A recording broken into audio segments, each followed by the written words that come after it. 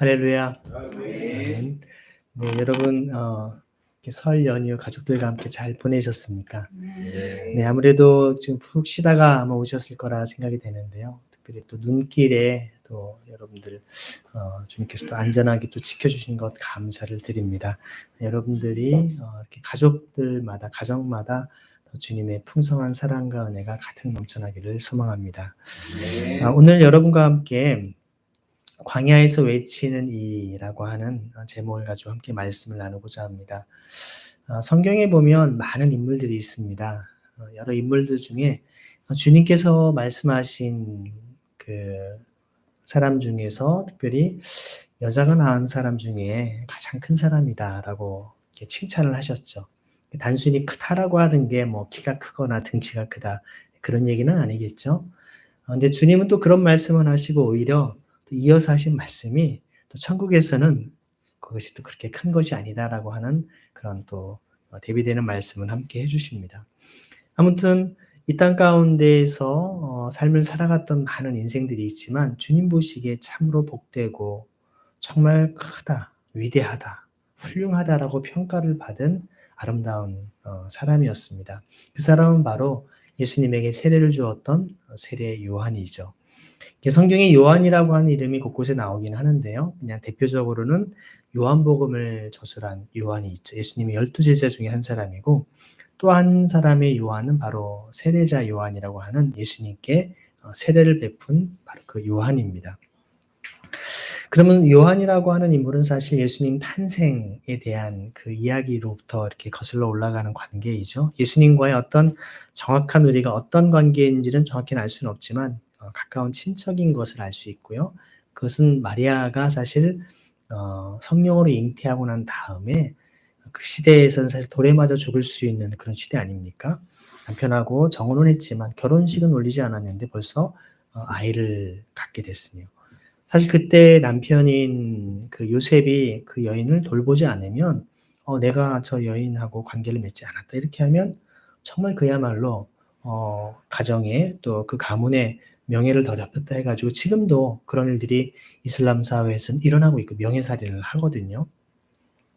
그때 마리아가 자기의 어떤 목숨에 굉장히 위협과 어려운 그런 시기에 어디에 가서 그가 한 3달 동안 숨어 있었냐면 사실은 바로 엘리사벳이라고 하는 가정이죠.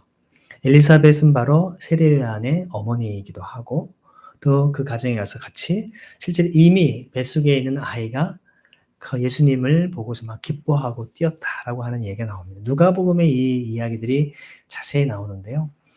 제가 세례 요한의 가정을 이렇게 좀 깊이 묵상하다 보니까 그 아버지, 어머니, 세례 요한 세 분의 어떤 모든 특징이 어떤 성경이 묘사가 되어 있냐면요. 이 세 분 모두 성령으로 충만했다라고 하는 표현이 다 나옵니다. 아버지와 어머니와 또 세례 요한과 심지어 세례 요한은 모태로부터 어머니 태중에서부터 성령이 충만했다. 저는 개인적으로 제가 결혼을 하고 이제 제 아내가 아이를 임신했을 때 제 마음에는 주님 태 속에 있는 우리 아이도 세례 요한처럼 어머니 모태로부터 태중에서부터 성령으로 충만케 해주시옵소서. 그래서 저는 정말 제가 다른 기도하지 않았습니다. 저희 아이가 태중에 있을 때 정말 늘 첫날부터 태어나는 그날까지 주님 성령으로 충만케 해주옵소서. 지금도 제가 아이들 아침에 일어나거나 이렇게 하면 기도를 뭐 길게 하지 않습니다. 꼭 안아주면서 아이들 하나님 오늘도 주의 은혜 가운데 성령으로 충만한 하루 살게 해주옵소서. 성령 충만한 것이야말로 주님이 우리 가운데 우리를 가장 사랑하시는 가장 우리가 주님의 사람다운 삶을 살아가는 방법이라는 그런 믿음이 있습니다.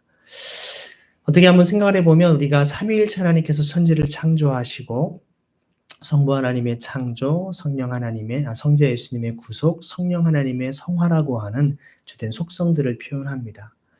쉽게 얘기하면 하나님께 천지를 창조하신 다음에 우리를 구원하시고 또 주님이 오시는 그날까지 우리를 거룩하게 만들어주시지 않습니까? 이 모든 일을 감당하기 위해서 특별하게 한 존재를 우리에게 이 땅에 만드셨는데 바로 사람입니다. 하나님의 형상을 따라 정말 흙으로부터 자연으로부터 우리를 만드셨고 그 코에 하나님의 숨결, 생기를 불어넣으시죠. 그래서 우리를 통해서 하나님의 영으로 충만하여서 하나님의 뜻을 이 땅에 이루길 원하는 것입니다. 우리의 삶을 통해서도 삼위일체 하나님처럼 창조의 삶과 우리가 구원의 삶, 그리고 주님 오시는 그날까지 거룩한 성화의 삶을 살도록 우리를 부르셨다는 겁니다. 이 일을 우리 스스로는 할 수 없기 때문에 우리 안에 거하시는 성령님을 통해서 그 거룩한 사역을 감당하도록 우리에게 성령 충만의 은혜를 부어주신다는 겁니다. 예수님을 믿을 때 혹은 우리에게 주님의 특별한 은혜를 통해서 성령의 기름 부으심을 경험하게 되면 우리가 끊임없이 성령 충만을 구할 것을 성경은 이야기를 하고 있습니다. 오순절 마가다락방에 일어났던 성령 충만의 사건은 오늘 예배를 드리는 여러분 각 심령마다 또 우리의 공동체, 또 한국 교회와 세계 모든 그리스도의 몸된 교회마다 가득 넘쳐나기를 우리는 소망해야 되는 것입니다. 그런 은혜 가운데 이 세례요한의 가정은 아버지, 어머니, 본인 다 사실 성령으로 충만한 그런 이야기가 있습니다. 근데 아시지만 그 아버지 스가랴가 사실은 제사장이었죠. 제사장이기도 하고 레위지파이기도 합니다. 그러니까 레위지파의 제사장으로서 요한복음에 가만히 보면 사실 실질적으로 이러한 과정을 통해서 어떻게 그가 태어났는지를 보여주는데 어떤 굉장히 기적적인 그런 사건들을 경험하면서 그 당시에 그 소문이 다 퍼졌습니다. 제사장이면서 레위지파 사람들은 세례 요한을 몰라볼 수가 없죠. 근데 요한복음을 또 살펴보면 이 세례 요한의 어떤 광야에서 외치는 모습을 보면서 저 사람이 도대체 누군가라고 물어보는 사람들이 바로 제사장 그룹들입니다. 모를 수가 없습니다. 그를. 유명한 사람이죠. 근데도 그 누구냐라고 하는 것은 그의 삶의 변화가 큰. 여러분 어릴 때 막 그냥 맨날 말썽꾸러기로 그냥 동네에서 뛰어놀고 뭐 사고 일으키고 했던 꼬마 녀석이 딱 어느 날 정말 멋진 모습으로 굉장히 변화된 모습으로 딱 마치 우리 배종사님이 어릴 때 막 장난치려고 했는데 딱 정말 의젓한 사역자로 딱 와서 넥타이를 메고서 말씀을 전하고 찬양인도를 하면 저게 누구야? 저게 누구야? 몰라서 그런 게 아니죠. 그 사람이 누군지 몰라서가 아니라 굉장히 예전과 변화된 정말 막 사람들이 정말 우리가 고향에 내려가 금이 환영한다고 하죠. 와 몰라보게 그냥 뭐 성공했구만 대단하네 할 때 하는 그 표현입니다. 이것처럼 세례요한의 삶은 단순히 정말 우리에게만이 아니라 그 당대에도 정말 아버지의 그 제사장 사역을 감당함에 있어서 특별하게 아이를 잉태하고 태어난 그 과정에 유명했던 그 삶이었지만 그가 또 이제 장성해서 주님의 공생의 직전에 그런 세례를 베푸는 사역마저도 많은 사람들에게 큰 도전과 감동을 주었음을 볼 수가 있습니다. 저는 세례요한의 삶을 통해 보면서 저의 삶 속에 주님, 저의 삶도 세례요한과 같은 삶이 되기를 소망합니다. 무엇보다도 성령으로 충만한 삶을 살고자 하는 바람이었고요. 그렇다면 성령으로 충만한 삶이 과연 어떠한 것인가 하는 것을 보게 되는데요. 그는 어찌 보면 세례요한이 여자가 낳은 자 중에 가장 큰 자라고 그런 칭찬을 받을 수 있는 비결이 무엇인가 깊이 묵상을 해보면 예수님을 공식적으로 이분이 바로 그리스도십니다 라고 선포한 최초의 사람이 바로 세례요한 아니겠습니까? 단순히 얘기하면 최초의 그리스도인이고 물론 예수님을 품은 마리아와 요셉, 그의 가족들이 예수님을 정말 온전한 믿음의 주로 고백했을 수도 있겠지만 사실 공식적으로 예수님을 정말 주님으로 선포하고 사람들에게 세상 죄를 짊어지고 가는 저 하나님의 어린 양을 봐라 라고 하면서 예수님이 어떠한 분인가를 공식적으로 선포한 분이 바로 이 세례요한인 것이죠. 다시 말하면 여러분 구약의 창세기부터 말라기까지 모든 율법과 예언서들을 마감하고 이제 새로운 언약, 새 언약, 신약 시대를 열어간 최초의 마지막 선지자이자 최초의 그리스도인이 바로 세례 요한이었다는 것입니다. 구약과 신약을 정말 매듭짓고 새로운 길을 연 사람이 바로 세례 요한이라는 것이죠. 대단원의 막이 이제 내리고 새로운 장을 펼쳐준 사람이 바로 세례 요한이라는 것입니다. 그런 면에서 복음서마다 세례 요한의 이야기를 하지 않고는 예수님을 얘기할 수 없었던 것입니다. 뿐만 아니라 그 당시 수많은 사람들이 정치 지도자, 종교 지도자들마저도 다 같이 한결같이 하는 말이 뭐냐면 세례 요한이 다시 살아났는가? 세례 요한이 아닌가라고 할 정도로 예수님의 영향력을 이야기하기 이전에 그만한 영향력을 끼쳤던 사람이 바로 세례 요한이었던 것입니다. 그리고 사실 예수님에게 찾아온 또 예수님이 부르신 많은 제자들이 사실은 세례 요한의 제자들이었습니다. 세례 요한의 삶을 우리가 정말 깊이 있게 묵상을 해보면 우리가 어떤 삶을 살아야 되는가를 한번 다시금 생각을 해보게 됩니다. 오늘 말씀을 통해서 그 부분을 조금 더 묵상을 해보게 되는데요. 그 즈음에 세례자 요한이 이 그 즈음이라고 하는 것은 바로 예수님께서 공생애를 이제 시작하시게 되는 그 시점이죠. 역사적으로는 AD 26년이고요. 실제로 세례 요한이 예수님보다 한 6개월 정도 앞선 것으로 볼 때, 우리 6개월이면 뭐 우리나라로 지금 동갑이죠. 예수님은 동갑내기인 분인데, 세례자 요한이 나타나서 유대, 이제 새한글 성경에서는 유대를 유대아라고 이제 표현을 하고 있습니다. 광야에서 선포를 합니다. 자, 광야에서 선포한다라고 하는 이 말씀을 한번 묵상을 해보면요. 상진 형제가 저처럼 이렇게 새롭게 교회를 개척한다, 목회자가 되기로 해서 신학교를 가고 개척을 한다면 어느 지역에 가서 개척을 하겠습니까? 사람이 많은 곳에 가겠습니까? 아니면 사람이 없는 곳에 가겠습니까?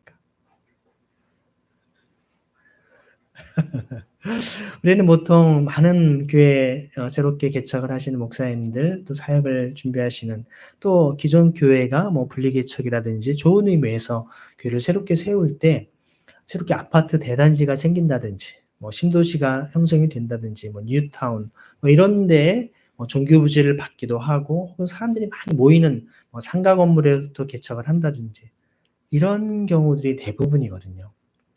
그렇게 보면 이렇게 저의 경우는 조금 그것과는 거리가 먼 것 같아요. 이러한 서울 중심가는 오히려 공동화 현상이라고 하거든요. 오히려 사람들이, 주민들이 다 떠나고 오히려 여기는 그냥 상업 지역이다 보니까 사실 직장인들 그냥 오히려 주중에는 나오지만 이렇게 주말에는 다 이제 떠나고 여기에는 사람이 별로 오지 않는. 물론 여기는 관광객들이 오긴 하지만, 여러분 예를 들어서 제가 신혼여행을 미국으로 저희 그 형님 댁에 일단 같이 갔었던 기억이 나는데요. 형님 가정이 못 오니까 결혼식 때 저희가 가면 비행기값만 준비해 오면 여행을 다 시켜주겠다. 그래서 저희가 이렇게 뭐 그 LA 그 서부 미국 서부 여행하는 거를 이렇게 같이 버스를 타고 아내하고 이렇게 갔었는데요. 너무 일정이 빡빡하더라고요.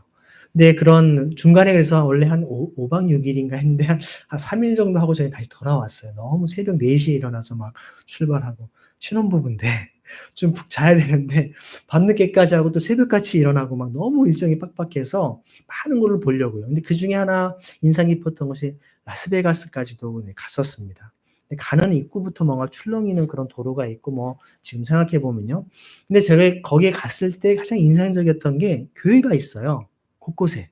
그 교회가 있는데 우리가 생각하는 큰 교회가 아니라 이렇게 지금 카페 교회처럼 조그만 교회예요. 그래서 아니 미국 교회가 이렇게 조그만가 했더니만 바로 거기에 놀러 오는 사람들을 위해서 실제 예배를 드리기도 하지만, 사실은 그것이 미국에서는 여러분 문화가, 결혼식을 누가 주례를 합니까? 목사님들이 주례를 하시죠. 결혼식을 그곳에서 하기 위해서 하는 그런 공간이라는 거예요. 어떻게 보면 거기는 뭐 일반 성도들이 와서 예배 드린다기보다는 결혼 주례를 해주기 위한 마치 결혼식장 같은 그런 그 역할을 하는 교회라고 하더라고요. 그래서 가만히 생각해 보면 이렇게 사실 지금도 보면 어떤 그 일반적인 주민들이 거주하는 지역이 아니라 관광지라든지 이런 곳에 가끔씩 교회가 있는 것을 보게 됩니다. 그러니까 저희도 어떤 면에서 보면 여기에 뭔가 주민들이 오는 측면도 있겠지만, 여기에 또 관광객이나 이런 분들이 오기는 쉽지 않은 상황이죠. 아무튼 우리가 생각을 해보면 장기적으로 교회의 성장과 여러 가지 어떤 많은 구성원들이 더 많이 늘어나기를 기대한다면 이런 곳에 사실 교회 개척을 하지는 않을 겁니다. 그런데 지금 세례자 요한, 세례 요한은 어디에서 사역을 지금 시작하고 있습니까? 광야죠. 광야를 우리가 그냥 쉽게 얘기하면 사막입니다. 사막. 사막에서 목회를 한다? 이거 무슨 말일까요? 왜 도대체 거기에서 사역을 시작할까요? 이 광야라고 하는 말이 히브리어로는 미드바르라는 단어거든요. 이 단어의 의미를 조금 풀어서 설명을 하면 하나님의 말씀으로부터라는 뜻이 있습니다. 하나님의 말씀으로부터. 광야라고 하는 것은 여러분 전통적으로 구약의 이스라엘 백성들이 출애굽을 한 이후로 그들이 40년 동안 어디에 있었습니까? 광야에 있었습니다. 사실 애굽 땅에 있을 때는, 이집트에 있을 때에는 그들이 비록 노예라 할지라도, 노예 신분이라 할지라도 자기 집이 있고 또 물도 나오고 또 사실 물론 우물이나 이런 데 있죠. 그리고 게다가 창고가 있어서 자기 곳간에 음식도 쌓아놓고 먹을 걱정, 물 걱정, 뭐 추위나 바람이나 이런 걱정 없이 의식주를 기본 해결하며 생활했던 곳이 이집트였습니다. 비록 식민지였지만. 하지만 그러한 그들을 하나님의 약속의 땅으로 드리기 위해서 그들 거룩한 하나님의 놀라운 역사로 홍해를 건너게 하시고 그 다음에 그들을 광야에서 훈련을 시키십니다. 광야는 여러분 말씀드린 대로 물도 없습니다. 음식도 없죠. 낮에 뜨거운 그런 정말 사막에 모래바람이 불죠. 밤에는 엄청 또 기온이 떨어져 춥습니다. 그야말로 그들의 의식주 문제가 제대로 해결되지 않는 그러한 곳에 하루 이틀도 아닌 여러분 40년 동안 있었다고 생각해 보십시오. 말도 안 되는 얘기입니다. 그것도 한두 명도 아니라 남자만도 정말 60만 명이 넘는 저도 수백만 명의 사람들이 광야에 40년 살았다라는 그 자체가 역사적으로 있을 수 없는 기적 중의 기적 아니겠습니까? 근데 거기에서 하나님은 어떤 훈련을 하셨습니까?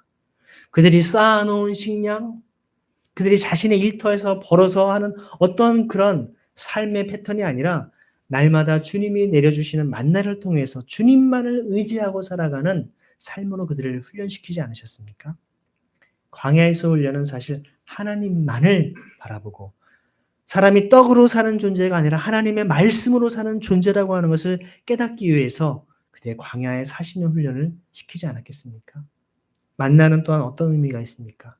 자신들의 먹고 남는 것은 내 것이 아니라 오늘 것을 누리지 못한 또 몸이 아프거나 연약해서 그 만나를 거두지 못한 사람에게 찾아가서 그들에게 함께 공유하고 그들의 몫을 전해주는 공동체 모두가 함께 의식주를 해결하는 하나의 믿음의 공동체, 한 아버지 안에서 한 형제요 자매임을 고백하는 그러한 신앙 공동체, 데일리 브레이드, 일용할 양식으로 하는 공동체가 아니었겠습니까?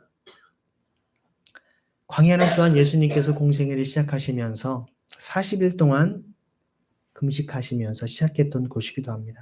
광야에는 수많은 유혹이 있습니다. 예수님께서 금식기도 하실 때에도 사단 마귀는 계속해서 예수님을 공격했던 것이죠. 여러분, 그것은 굉장한 의미가 있습니다. 우리 그리스도인은 사단 마귀의 공격을 받을까요? 안 받을까요? 예수님도 받으셨어요.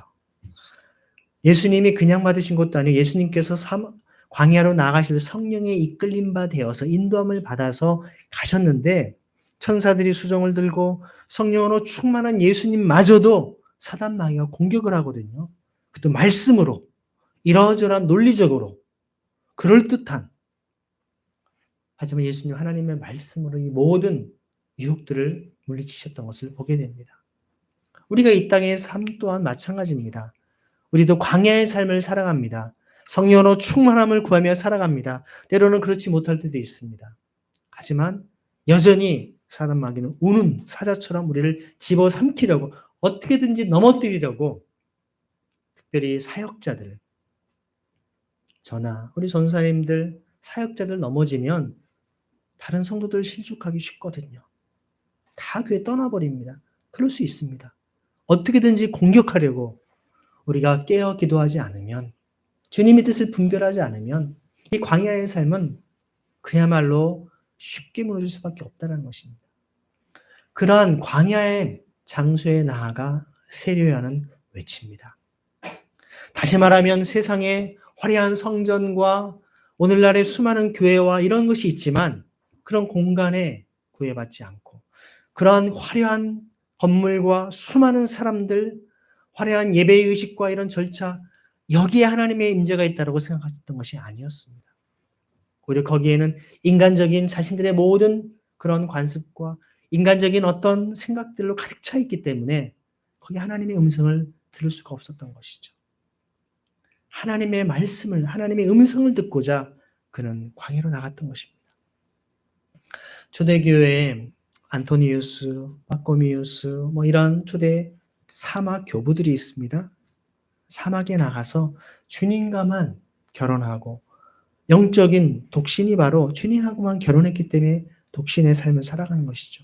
그런 간절한 주의 은혜를 구하며 말씀을 구하며 살아갔던 사람들처럼 세례 요한도 주님의 음성을 듣고자 광야로 나갔던 것입니다. 우리 인생 가운데 하나님의 말씀을 듣고자 세상의 화려한 곳을 벗어나서 광야로 나아가는 삶. 그곳에서 주의 음성을 들으며 그는 하나님의 말씀을 대언하는 예언자의 삶을 삽니다. 선지자의 삶을 삽니다. 그 메시지가 무엇입니까? 함께 읽겠습니다. 시작. 그가 말했다. 회개하십시오. 하늘나라가 가까이 와 있습니다. 그는 선포합니다. 광야의 사람들이 얼마나 있겠습니까? 처음에는 아마 미친 사람이 혼자 있나 보다. 그 복장도 보면 뒤에 뭐라고 나옵니까? 이 복장이 보니까 4절에 낙타 털 가지고 입고 또 가죽 뒤에 허리를 두르고 음식은 메뚜기와 들 벌꿀. 그냥 야생에서 그냥 혼자 지내는 겁니다. 제대로 씻기를 했겠습니까? 복장이 단정했겠습니까? 그런데 그는 사람들이 보는 단정함과 사람들이 보는 그런 화려함이 아니라 그의 영혼 깊은 곳 가운데 하나님의 임재가 있고 하나님의 말씀을 대언하는 강력한 그런 영적인 권위가 있는 삶을 살았던 것입니다. 지나가는 사람들에게 회개하라고 외쳤던 것입니다. 여러분 지나가는데 갑자기 회개하십시오 얘기하면 얼마나 사실 불쾌하기도 하고 깜짝 놀라겠습니까? 저 사람 뭐야? 내가 뭘 잘못했다고 회개하라 그래? 당신이야 똑바로 하시오? 이렇게 반응을 했을 텐데 회개하라고. 그 이유가 무엇입니까? 하늘나라가 가까이 왔다라는 겁니다. 하늘나라. 이 복음서마다 이제 천국에 대한 표현들을 조금씩 다르게 합니다. 하늘나라 하면 여러분 우라노라고 하는 단순한 그 하늘이라고 하는 어떤 공간을 이야기할 수도 있지만 실제로는 또 바실레이아라고 하는 그 하나님의 통치와 다스림이 있는 하늘의 나라, 천국 혹은 바로 우리가 이야기하는 하나님 나라라고도 이야기할 수 있는 것이죠. 하나님 나라, 하늘나라가 가까이 왔다라는 겁니다. 자, 제가 여러분께 자주 말씀드리지만 나라의 3요소가 영토, 국민, 주권입니다. 그럼 지금 세례 요한이 이야기하는 것은 하나님 나라가 가까이 왔습니다. 하늘나라가 가까이 와 있습니다라고 하는 것은 영토가 왔다라는 건가요? 국민들이 왔다는 얘기인가요? 아니면 주권이 왔다라는 건가요? 하나님의 통치와 다스림인 하나님의 나라가 가까이 왔다라는 겁니다.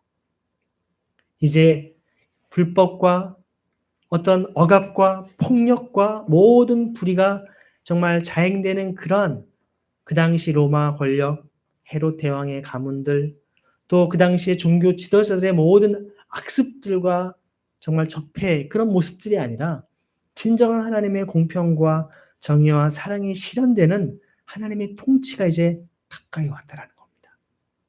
이게 바로 기쁜 소식입니다, 여러분. 하늘나라 가까이 왔다라고 하는. 그러니 먼저 회개하라는 겁니다. 회개라는 말이 어떤 의미가 있을까요? 메타노이아라는 이 헬라어 단어를 보면 돌이키는 겁니다. 뒤로 도는 겁니다. 180도 삶의 방향을 바꾸는 것입니다. 여러분 신앙은 먼저 죄악된 길에서 세상을 쫓아가는 길에서 하나님께로 향하는 것입니다. Return to God입니다. 하나님께로 돌이키는 겁니다. 여러분의 삶에, 여러분의 마음에, 여러분의 말과 행동 가운데 하나님과 반대되는 주님 뜻에 합당하지 않은 것이 있다면 주님께로 돌이키는 회개하는 삶의 역사가 있기를 소망합니다. 그래서 그는 이야기하죠. 이 요한은 하나님이 예언자 이사야를 통해 말씀하신 그 사람이다. 이런 말씀이었다는 것입니다. 한번 말씀 읽어볼까요? 광야에서 시작. 광야에서 외치는 이의 소리이다. 너희는 바꾸라. 주님의 길을 곧게 만들어라. 주님 걸으신 좁은 길들을. 제가 이 부분이 보니까요. 이 이사야 40장에 나오는 말씀이거든요. 제가 준비를 못 해놨기 때문에 잠깐 읽어드리면 이런 말씀 1절부터 제가 5절까지 읽어드리면 이사야 40장입니다. 너희는 위로해라, 위로해라. 내 백성을. 여러분의 하나님이 말씀하십니다. 예루살렘에게 말해주어라. 마음 따뜻하게. 예루살렘에게 소리쳐 알려주어라. 그 강제 노동 기간이 찼다고. 그 죄값도 치렀다고. 예루살렘이 지은 모든 죄 때문에 여호와의 손에서부터 2배로 벌 받았다고. 누군가 외치는 소리였습니다. 광야에서 여러분은 닦으세요. 여호와의 길을 곧게 하세요. 사막에서 큰 길을 우리 하나님을 위하여 골짜기마다 높아지고 산마다 언덕마다 낮아지게 하세요. 울퉁불퉁한 곳이 평평한 곳이 되고 험난한 곳이 평탄한 곳이 되게 하세요. 하나님의 영광이 드러나서 모든 생명체가 함께 볼 것입니다. 여호와의 입이 말씀하셨으니까요. 이 문맥을 보면 어떤 내용입니까? 이스라엘 백성이 지금 강제 노동 기간이 찼다고 그 죄값을 다 치렀으니까 이제 누군가가 외치라는 겁니다. 길을 닦으라. 여호와의 길을 닦으라고. 이제 그들의 모든 불법과 억압과 모든 불의와 폭력 속에서 고통하는 것들이 이제 끝났고 하나님의 통치와 다스림, 하나님의 영광을 모두가 볼 것을 이제 준비하라는 것입니다. 그런 놀라운 기쁨의 소식을 선포하는 것입니다. 아까도 말씀드린 것처럼 그들이 메시아를 그리스도를 간절히 갈망하고 기다리던 그 대망, 메시아 대망이 이제 곧 도래할 것이라고. 너희들이 그토록 간절히 구하던 예수님이 그리스도가 이제 곧 오실 것이라고 선포하고 있는 것입니다. 여러분 마치 제가 어제 영상을 잠깐 이렇게 봤는데요. 무슨 뭐 예전에 있었던 건가 봅니다. BTS라고 하는 이제 팀이 영국의 큰 스테디움 그런 정말 공연장에서 정말 수많은 사람들이 관중이 있는 곳에서 공연을 합니다. 근데 내용은 그 BTS들이 막 이렇게 남자들이 막 울고 있는 거예요. 왜 우나 봤더니 거기에 수많은 떼창으로 자기들의 가사를 다 따라하고 있는 거예요. 거기에 감동을 받아가지고 막 하고 있는. 근데 예를 들어 이렇게 엄청나게 유명한 그런 가수, 연예인들이 나와서 이제 공연을 하게 됩니다. 라고 하면 사람들이 와! 하면서 막 기대하지 않겠습니까? 그들이 좋아하는 팬클럽들이 다 모여있는. 여러분 그런 것처럼 유대인들이 절망과 고통 속에서 희망을, 소망조차 품을 수 없는 그런 절박한 그런 상황 속에서 어느 사람이 딱 나타나서 여러분, 이제 여러분의 모든 고통과 절망은 이제 끝났습니다. 여러분의 새로운 시대가 열립니다. 여러분 그토록 기다리던 하나님의 아들이 이 땅에 오십니다. 여러분의 세상 죄를 다 짊어지고 가는 하나님의 어린 양이 나타납니다. 여러분 그분을 여러분 맞이하십시오. 사람들이 도대체 누구야? 저 사람인가? 사람이 누군가 지금 막 다들 지금 놀라고 있는 그런 상황인 것입니다. 너희는 길을 닦으라는 겁니다. 주님의 길을 닦으라는 것이죠. 곱게 만들라는 것이죠. 저는 이 말씀을 보면 뭐가 떠오르냐면요. 군대에 있을 때가 떠오릅니다. 네. 제가 이등병 때 강원도 원통에 정말 눈이 많이 쌓여있는 부대 산골짜기에 있었거든요. 저희 중대만 가에 있는 AOP라고 하는 곳에가 있었는데요. 근데 갑자기 눈이 정말 얼마나 많이 왔냐면 1m 한 60 정도가 왔었어요. 한 3, 4일 만에. 강원도 눈 정말 많이 쌓입니다. 축구 골대가 거의 가릴 정도였었으니까요. 그런데 갑자기 제가 자대 배치 받은 지 얼마 안 됐는데 중대장이 다 집합시키더니 자 내일 사단장께서 오신다고 하니까 지금부터 제설 작업을 시작해야 된다. 전방에는 제설 작업이 아니라 제설 작전입니다. 눈 치우는 게 정말 작전입니다. 근데 문제는 헬기가 내려야 되기 때문에 연병장에 헬기 내릴 수 있는 공간에 눈을 다 치워야 돼요. 또 연병장은 눈을 안 치우거든요. 겨울에는요. 연병장에 눈 치우느라고 막 저희가 정말 하루 종일 막 하루 정말 계속 하루 종일 눈만 치웠습니다. 다 준비해 놓고 또 오는 길, 또 이렇게 유병소 들어오는 길, 또 모든 길들을 쫙 곱게 다 만들어 놓고 각 잡아야 되거든요. 눈을 어떻게 해서 어깨 너머로 던져야 됩니다. 눈이 하도 많이 쌓여있기 때문에. 그렇게 쫙 길을 다 준비해 놨는데 그 다음날 사단장님 오신 거 취소됐다고. 군대에서는 그런 일들이 비일비재하거든요. 중대급의 사단장님 온다는 것은 굉장한 일이기 때문에 그런 모습들을 경험해 보면서 정말 길을 곱게 닦는다라고 하는 거 얼마나 이게 쉽지 않은 일인가. 근데 지금 보면 마치 여러분 사단장이 지금 되십니까? 정말 만왕위왕이신 주님이 오신다는데 그럼 도대체 길을 어떻게 닦아야 될까요? 도로마다 모든 거 반짝반짝 정말 다 길을 다 해놔야 되지 않겠습니까? 손님 맞이, 집에 여러분 손님 초대하면 다 청소하고 곳곳에 정리해 놓지 않겠습니까? 정말 몇 주 전에 여러분 저희 집에 초대했을 때 저희 덕분에 저희 집 청소하느라고 며칠 동안 손님만 와도 우리가 다 청소하고 정리하지 않습니까? 주님이 이 땅에 오시는데 어찌 우리가 가만히 있겠냐는 거죠. 그럼 주님이 오시는데 우리가 청소는 어떤 청소를 해야 됩니까? 집안 청소하고 깨끗하게, 물론 그것도 필요하지만 하나님은 우리의 마음을 보시는 분입니다. 중심을 보시는 분입니다. 우리 마음에 더러운 생각과 악한 생각들, 모든 악한 죄악들을 어떻게 됩니까? 토로하고 자백하고 깨끗이 씻는, 우리의 심령을 정결케 하는 일을 해야 되는 것입니다. 모든 불의한 것들, 죄악된 생활을 청산하고 주님께로 돌이키는 회개가 필요한 것이죠. 죄를 자복하는 것입니다. 우리는 세례요한의 삶을 다시 한번 생각해 보면요. 그는 자기 스스로를, 자기 자신을 뭐라고 합니까? 광야에서 외치는 이의 소리다. 자기를 뭐라고 소개한, 저는 여러분 구약에 예언한 그 마지막 선지자가 바로 접니다. 이렇게 표현하지 않아요. 여러분 혹시 저를 보러 오셨습니까? 저는 아무것도 아닙니다. 저는 이 사막에 그냥 거센 바람과 그냥 더위와 추위가 가득한 이 광야에서 그냥 하나님의 말씀을 대신 전하는 소리에 불과합니다. 여러분 소리는 지나가면 사라집니다. 이게 무슨 소리야? 이게 뭐지? 이 누구야가 아니라 이게 무슨 소리야? 누가 얘기하는 게 중요하지 않아요. 이게 무슨 소리인가? 광야에서 외치는 자에 불과한 것이죠. 자기의 이름도 자기의 영광도. 실제 세례요한의 그 모습은 뭐라고 해요? 예수님을 가리켜서 자기는 예수님의 신발끈을 풀 자격도 없다 표현하거든요.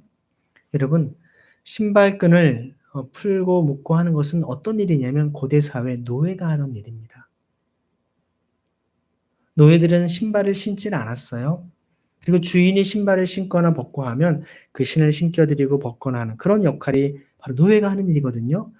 노예가 하는 신발끈을 묶어주고 풀어주고 하는 그것마저도 할 만한 자격이 없는 주님 앞에서는 그 당시에 노예보다도 더 못한 존재라고 자신을 낮춰서 표현하는 말입니다. 주님 앞에는 아무것도 아니라고 하는 그러한 겸손한 모습으로 자기 자신을 광야에서 외치는 자에 불과하다. 우리가 사역을 감당하고 또 그리스도인 이 땅을 살아간다 할 때 우리 마음에 종종 우리를 유혹하게 하는 것은 자꾸 내 자신이 드러나고 싶고 뭔가 공명심을 드러내고 싶고 뭔가 사람들은 내가 이 정도 했는데 나를 알아주질 않아? 사람들이 고맙다는 말도 안 해? 이게 도대체 뭐야? 이게 교회에서만이 아니라 가정에서도 그렇고요. 사회에서도 그렇고 직장에서 다 어디에서든 그렇습니다. 열심히 뭔가 했는데 사람들이 알아주지 않고 인정해주지 않고 뭔가 칭찬해주지 않으면 괜히 화가 나는 것이죠. 자존심이 상하는 것이죠. 내가 괜히 했네. 다시 하지 말까? 이런 생각들이 드는 것이죠. 하지만 여러분 사명을 받은 사람은 사람의 어떤 눈치, 사람들의 평가, 사람들이 뭐라고 하는가에 우리가 휘둘리지 않는 사람은 하나님의 사명을 붙잡고 있는 사람은 사람이 뭐라고 하든 거기에 연연하지 않습니다. 믿음으로 그 길을 걸어갑니다. 사람들이 칭찬을 하든 반대를 하든 뭐라 하든 거기에 연연하지 않습니다. 예수님을 그 당시 수많은 사람들이 막 왕으로 추대하려고 하고 주님을 따르고 구름대처럼 몰려들지만 예수님은 그들을 다 흩어버리시고 오히려 정말 저 호수를 건너서 한적한 산에 가서 홀로 하나님 아버지께 기도했던 분이 바로 주님이셨습니다. 세상의 그 어떤 화려한 칭송과 찬사 속에서도 주님은 거기에 만족과 기쁨을 누렸던 분이 아닙니다. 우리 하나님과의 독대하는 시간, 주님과의 그런 은밀한 침묵과 고독 속에서 주님을 향한 기도와 사랑을 나눴던 그것이 진정한 기쁨이요, 진정한 인생의 행복임을 아셨기 때문에 그 시간을 누렸던 것입니다. 외로울 수가 없습니다. 우울할 수가 없습니다. 낙심할 수가 없는 것입니다. 그 시간이 너무나 사랑스럽기 때문에, 주님이 너무나 좋기 때문에, 주님과의 친밀한 교제를 나눌 수 있는 그 시간을 주님은 회복했던 것이죠. 그것을 날마다, 아침마다, 또 밤 깊도록 그 시간을 가졌던 것입니다. 여러분들 그래서 하나님의 말씀 권해 가운데 그런 시간을 가져야 되는 것이죠. 주님의 일을 곱게 만들라는 것입니다. 주님 걸으실 좁은 길을 이제 곱게 만들 수 있는, 여러분 주변의 여러분들의 삶을 통해서 가정이나 여러분이 직장 일터에 주님을 알지 못하는 사람들, 주님을 만나는 데 있어서 걸림돌이 되는 것들, 정말 우글우글 울퉁불퉁한 모든 것들을 평평하게 울곱게 만들 수 있도록 주님은 여러분을 통해 쓰임받기를 원하십니다. 그러기 위해서는 요한처럼 그의 삶이 검소하고 화려하지 않는 삶을 살았던 것을 보게 됩니다. 많은 맛있는 음식들, 무언가 세상의 화려한 것들을 위해서 그의 시간과 정열을 쏟지 않았습니다. 그것은 전통적으로 이런 복장 자체는 바로 구약의 엘리야를 상징하는, 구약의 선지자를 보여주는 모습의 삶이었던 것입니다. 마지막 엘리야, 마지막 선지자가 바로 자신임을 간접적으로 드러냈던 삶이기도 합니다. 그때 수많은 예루살렘과 온 유대와 요단강 둘레 온 지역 사람들이 요한 앞에 나아갑니다. 왜 사람들이 모였을까요? 그에게 세례를 받고 자기의 죄를 털어놓았다는 겁니다. 여러분, 세례라고 하는 것은 이 요한이 처음 시작한 거예요. 그 전에 구약시대에 세례를 하지 않았어요. 세례 대신 뭘 했습니까? 죄를 끊는 할례를 행했죠. 난지 8일 만에 남자아이의 생식기 끝을 잘라내는 그런 모든 음란의 끝을 끊어버린다라고 하는 의미에서 할례를 행했는데, 이 세례를 준다라고 하는 것은 아버지와 아들과 성령의 이름으로 세례를 주노라라고 하는 이 세례 예식은 요한이 처음 일을 한 것입니다. 심지어 예수님도 세례 요한에게 세례를 받으셨죠. 만약에 요한에게 세례를 받은 사람들을 요한의 제자라고 한다면 단순하게 예수님도 누구의 제자라는 얘기입니까? 요한의 제자라고 얘기할 수도 있는 것입니다. 내 세례 요한이 바로 예수님의 세례 위에 세상 죄를 짊어지고 가는 저 하나님의 어린 양을 보라면서 자신의 제자들뿐만 아니라 수많은 사람들이 저분을 주목하게끔, 나는 지는 해이고 저분이 바로 뜨는 해, 저분이 바로 여러분이 기다리는 그분이십니다 라고 선포했던 것을 보게 됩니다. 여러분, 세례요한의 삶은 사람들로 하여금 그 세례를 주는 행위 자체가 중요한 것이 아니라, 세례를 주는 것은 무엇을 의미합니까? 측밀하게 하는 것은 자기 죄를 털어놓는 겁니다. 죄를 씻는 것입니다. 그럼 여러분, 우리 주빌리 교회에서 예배를 드리고 신앙 공동체가 해야 될 일은 무엇인가요? 겉으로 우리가 한 주 동안 잘 지냈습니다. 그냥 그럭저럭 그냥 겉만 좋은 모습으로 인사하고 돌아가는 그런 공동체가 아니라, 우리가 모여서 무엇을 해야 된다는 겁니까? 성부와 성자와 성령 이름으로 세례를 받는 그 삶, 성령 세례와 같은 날마다 기름 부으심을 받는 그 비결은 무엇입니까? 회개하는 삶. 우리의 죄를 자복하고 털어놓고 서로 위해서 중보하며 우리 연약함을 주님 앞에 올려드리는, 제가 지난주에 삶에 이런 문제가 있었는데, 이런 제가 이런 잘못된 마음과 생각들을, 또 그런 행동들을 했는데 여러분, 저를 위해서 기도해 주십시오. 서로의 연약함을 고백하고 함께 그 사람을 위해서 기도하고 중보할 수 있는 그런 공동체, 이것이 하나님께서 기뻐하시는 신앙의 공동체가 아니겠습니까? 여러분, 죄를 자복한다라고 하는 것은 어떤 의미가 있을까요? 여러분, 사람은 우리가 나이가 들어서 또 병이 들어서 혹은 사고가 나서 죽는다라고 얘기할 수 있지만, 물론 그렇습니다. 현상적으로는 그렇습니다. 하지만 영적인 원리로 깊이 있게 들여다보면 우리가 죽는 이유는 무엇 때문에 죽는 것일까요? 그렇습니다. 바로 죄 때문에 죽습니다. 죄의 삭은 사망입니다. 인간이 하나님을 떠나 하나님께 불순종하고 모든 죄악 가운데 이 죄 때문에 우리의 그 결과가 바로 죽음을 맞이한다는 것입니다. 죄의 삭은 사망이기 때문에 죽는 것이거든요. 여러분이 그게 실감이 나지 않는다면 여러분 암을 한번 생각해 봅시다. 암이 걸리면 사람이 죽을까요? 안 죽을까요? 암세포는 건강한 세포를 다 죽입니다. 서서히를 죽여갑니다. 어떤 암이냐에 따라서 어떤 부위에 있냐에 따라 좀 증상과 그런 것들 시기는 다를 수 있지만 결국은 암을 우리가 끊어내지 않으면 그 사람은 죽습니다. 우리에게 영적인 암세포와 같은 게 바로 죄덩어리입니다, 여러분. 우리 속에 죄가 있으면 누군가 미워하고 증오하면 여러분 실제 사람이 병을 얻습니다. 실제로 고통을 당합니다. 근데 여러분 죄가 우리 가운데 있으면 우리의 마음을 무너뜨리고 낙심케 하고 우울에 빠지게 하고 결국 그 죄를 통해서 악한 사단마귀가 우리를 틈타서 결국 죽음으로 끌고 갑니다. 죄를 자복해야 됩니다. 여러분 예전에 신촌을 오가다 보면 제가 예전에 서강대 옆에 대흥동에서 군대 제대하고서 거기에 쭉 학교까지 걸어오는 아침 일찍 제가 도서관에 일찍 갔었는데 제대하고 나서 뭐 일찍 일어나서 도서관을 8시 이렇게 정도 전에 왔었거든요. 새벽에 쭉 일찍 오다 보면 그 서강대를 지나서 신촌을 해서 연대 앞에까지 쭉 걸어오다 보면 곳곳에 사람들이 오바이트 해놓은 거, 뭐 쓰레기 막 쓰러져 있는 사람들, 뭐 여름에는 그런 경우가 많습니다. 밤새 술 마시고 놀고 다 토해내고 또 가끔씩 보면 누가 막 등 두드려주고 있습니다. 우악 토하고 막 그냥 별로 보고 싶지 않은 모습이지만 그런 걸 종종 봅니다. 여러분 보세요. 술 마셔서 뭔가 막 속이 더부룩한 친구 있으면 등 두드려주고 뭔가 손 만져주고 뭐 체한 사람을 빨리 토해라고 하지 않습니까? 잠깐 우리 속에 뭔가 체하는 것도 그 병 걸리지 않도록 등 두드려 주는데 우리가 죄를 통해서 이 죄로 말미암아 죽어가고 있는 사람을 등 두드려 주고 이 죄를 토해내도록 도와줘야 되지 않습니까? 그게 바로 세례요한이 한 일입니다. 죄를 자복하십시오. 죄 토해내십시오. 안 그러면 죽습니다.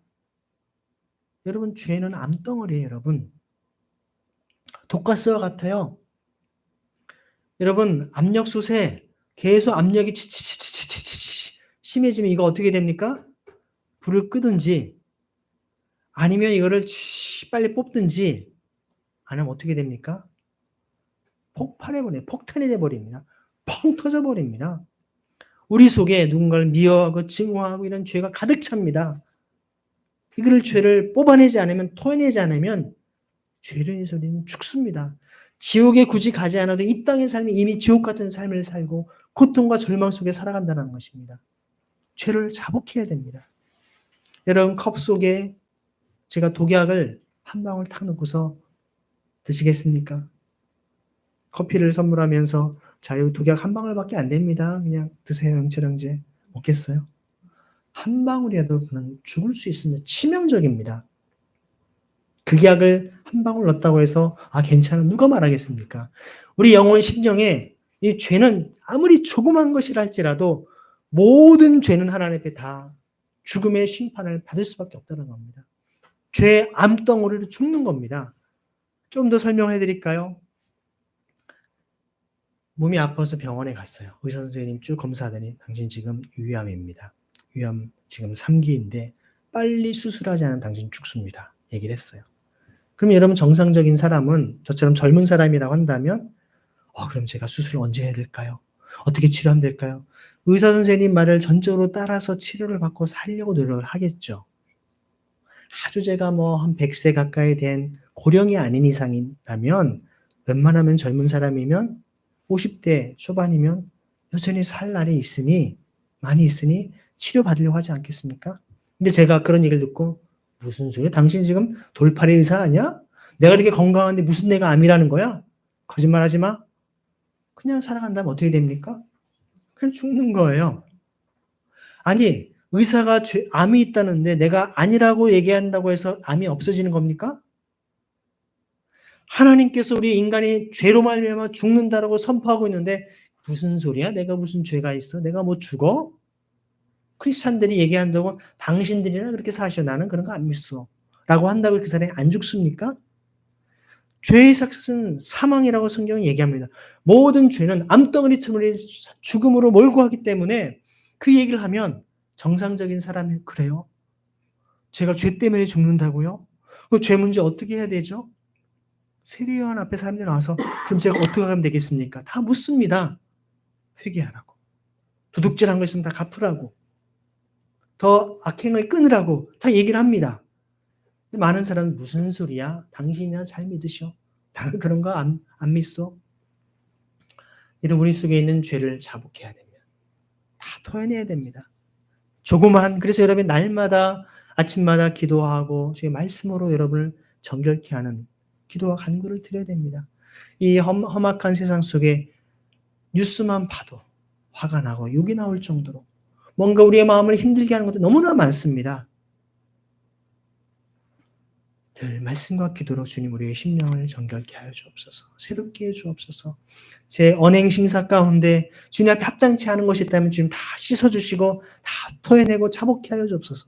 주의 십자가 보혈로 머리끝부터 발끝까지 저를 정결케 하여 주시고 성령의 기름 부으심으로 주의 은혜로 새롭게 저를 변화시켜 주옵소서.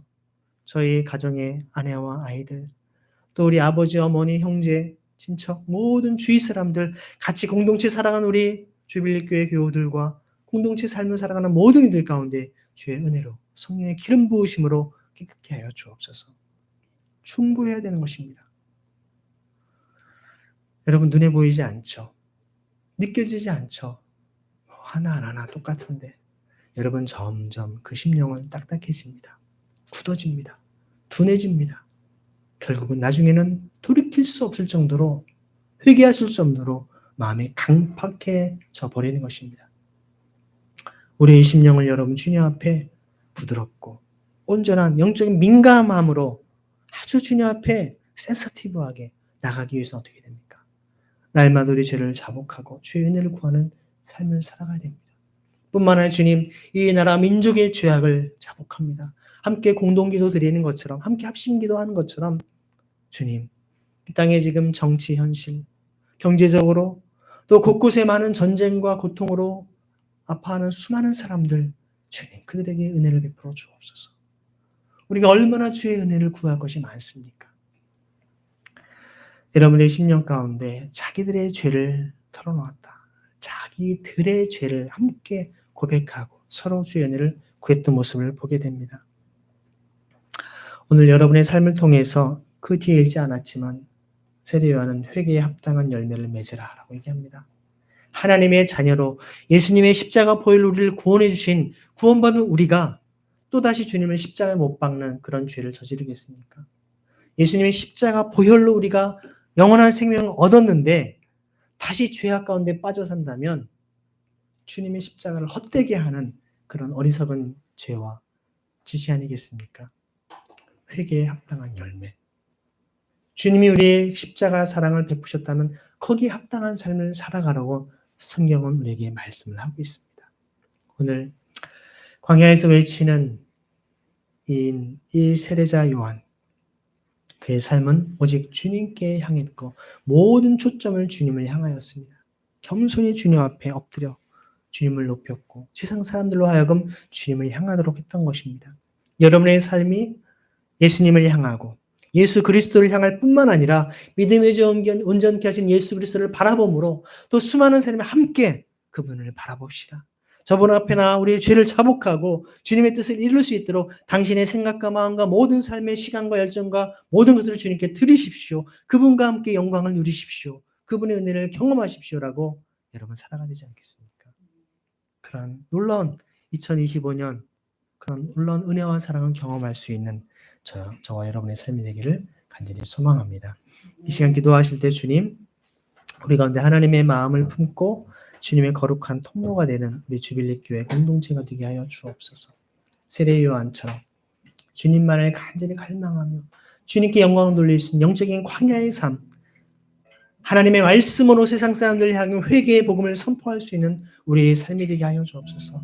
많은 이들의 죄를 자복할 수 있도록 옆에서 등 두드듯이 그 죄를 토해내고 죄로 죽어가는 죄 암으로부터 생명의 길을 돌이킬 수 있도록 하나님께로 돌이킬 수 있도록 주님 저를 사용하여 주옵소서. 우리 교회를 사용하여 주옵소서. 한국 교회가 이 시대에 어렵고 혼란한 혼탁한 시대에 하나님께로 돌이킬 수 있도록 그 귀한 사명을 감당하는 우리 교회 되게 해 주옵소서. 같이 시간 합심하여 기도드리겠습니다. 아버지 하나님, 주님의 은혜와 사랑에 감사와 전려드립니다. 우리는 부족하여 약합니다. 주님께서 우리 허락하신 이 귀한 은혜와 사랑으로 하나님의 풍성한 사랑과 은혜로 주의 영광과 은혜를 보게 하시고 오 주님의 영광과 은혜와 사랑으로 하나님의 뜻을 이뤄낼 수 있도록 붙드시기 인도하여 주옵소서. 우리를 향하신 하나님의 풍성한 사랑과 은혜를 힘입어 우리에게 아직도 주님을 알지 못하고 깨닫지 못한 많은 영혼들을 향하여서 그들도 주님을 섬기며 그들도 주님의 영광을 맛볼 수 있도록 하나님 아버지 우리를 주님의 동료로 삼시 인도하여 주옵소서. 하나님의 거룩한 창조와 구속과 성화의 사역을 감당하시도록 우리를 주님의 사랑으로 인도하여 주옵소서. 아버지 하나님 우리에게 주의 사랑을 더하여 주시고 세례자의 연의 삶처럼 예수 그리스도를 향할 수 있도록 믿음의 주 온전케 하시는 예수 그리스도를 향할 수 있도록 우리를 붙드시기 인도하여 주옵소서.